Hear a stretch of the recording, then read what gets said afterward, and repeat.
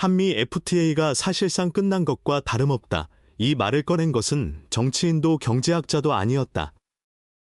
국내 증권사의 내부 보고서였다. 0.2%였던 대미 실효 관세율이 12.3%로 뛰었다. 60배다. 협상 타결 발표 뒤에 이 숫자가 숨어 있었다. 지난달 한미 양국은 관세 협상 타결을 공식 선언했다. 자동차 관세 15%, 현금 투자 연간 2천억 달러 상한, 조선업 협력 1,500억 달러. 숫자는 있었다. 그런데 한국이 실제로 무엇을 얻었는지는 크게 주목받지 않았다. 한미 FTA가 발효된 이후 한국의 대미 실효 관세율은 0.2%였다. 그것이 이번 협상 이후 12.3%로 올랐다. 이 수치를 처음 공개한 것은 외신이 아니었다. 국내 증권사의 내부 보고서였다. 이 숫자가 어디서 왔고 어디로 연결되는지 지금부터 설명한다. 왜 타결이라는 단어가 우리를 안심시켜선 안 되는지. 한미 FTA는 2012년에 발효됐다. 당시 협정 덕분에 한국은 미국에 수출할 때 거의 관세를 내지 않아도 됐다. 자동차는 2.5%, 전자제품은 0%에 가까웠다. 20년 가까이 한국 수출의 뼈대였다. 그런데 트럼프 행정부가 출범 이후 관세 정책을 전면 재편했다. 동맹국이든 아니든 FTA 체결국이든 아니든 구분이 없었다. 미국이 손해보는 구조는 다 고친다. 이것이 기본 논리였다. 협상 테이블에서 한국이 내민 카드는 크게 두 가지였다. 첫 번째, 대미 투자 확대. 연간 2천억 달러 규모를 미국에 투입하겠다는 약속이다. 두 번째, 조선업. 미국 함정과 상선을 한국이 수리하겠다는 제안이었다. 그런데 조선업 협력 조항을 자세히 들여다보면 이야기가 달라진다. 한국이 1,500억 달러짜리 서비스를 미국에 제공하는 구조다. 주는 쪽이다. 그 대가로 받은 것이 자동차 관세 15%였다. 이전 FTA 체제에서 자동차 관세는 0에 가까웠다. 지금은 15%다. 현대차와 기아차가 미국에 차 한 대를 팔 때마다 내는 세금이 기존의 수십 배가 됐다. 협상 타결이 오히려 악화를 공식화한 셈이다. 반도체는 다르다. 지금 당장은 관세 예외 상태를 유지했다. 하지만 미국은 반도체 관세를 보류 상태로 남겨뒀다. 보류는 면제가 아니다. 언제든 다시 꺼낼 수 있다는 뜻이다. 반도체가 지금 당장 관세를 면제받는다고 해서 끝이 아니다. 이 구조를 따라가면 전혀 다른 결론이 나온다. 삼성과 SK하이닉스가 미국에 반도체 공장을 지어야 하는 압박 구조가 동시에 만들어지고 있기 때문이다. 역산해 보면 이렇게 된다. 미국 공장에서 반도체를 만들면 인건비가 한국의 3배에서 5배다. 그 비용은 판매가에 쌓인다. 결국 전 세계 스마트폰과 가전이 비싸진다. 한국 기업의 경쟁력이 떨어진다. 중소수출기업은 더 직접적이다. 대기업은 관세를 가격의 일부 전가할 여력이 있다. 중소기업은 없다. 마진이 얇기 때문이다.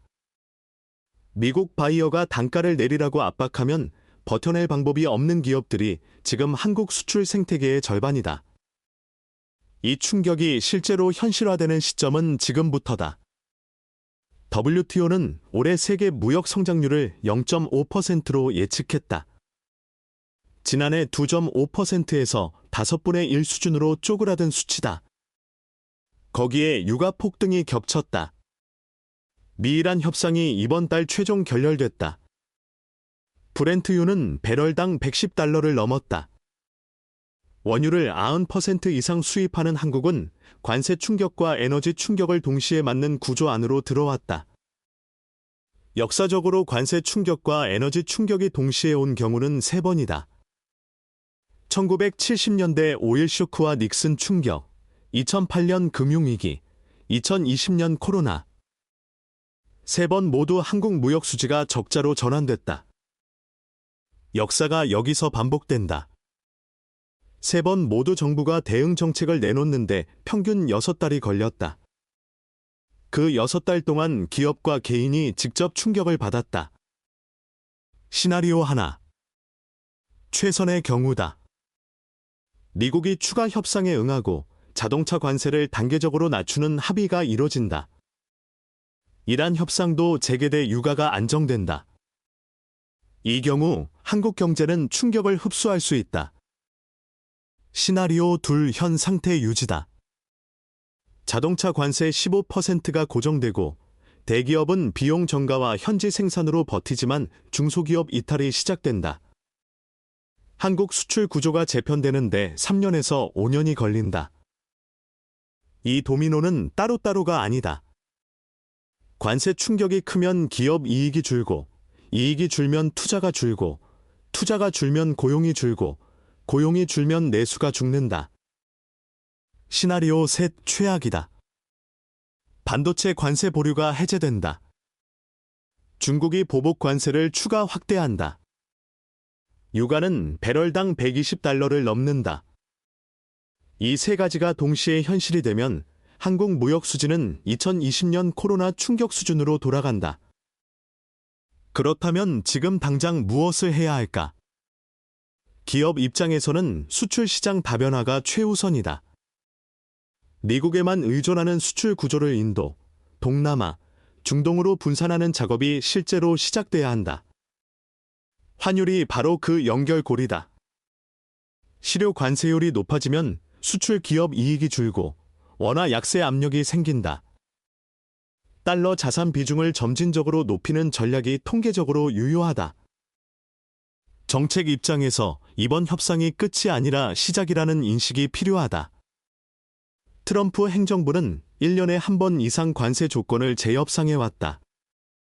다음 라운드를 준비하지 않는 나라는 항상 당했다. 지금 이 자리에서 착각하면 안 되는 것이 있다. 협상 타결이 위기의 끝이라고 생각하는 것이다. 한미 FTA 20년이 흔들린 자리에 새로운 구조가 앉은 것이다. 그 구조가 한국에 유리한지 아직 아무도 확신하지 못한다. 다음 영상에서 다룰 주제는 이렇다. 이 관세 구조 속에서 오히려 수혜를 받는 한국 산업이 두 곳 있다. 첫 번째는 조선업이다. 두 번째는 방산이다. 이 두 섹터가 지금 왜 유리한지 구체적 수치와 함께 분석할 것이다. 개인 투자자 입장에서 지금 어떤 포지션을 가져가야 하는지도 함께 다룬다. 이 영상이 도움이 됐다면 좋아요를 눌러달라. 구독하면 다음 영상을 놓치지 않는다. 댓글에 다음에 궁금한 주제를 적어주면 다음 영상 기획에 반영한다.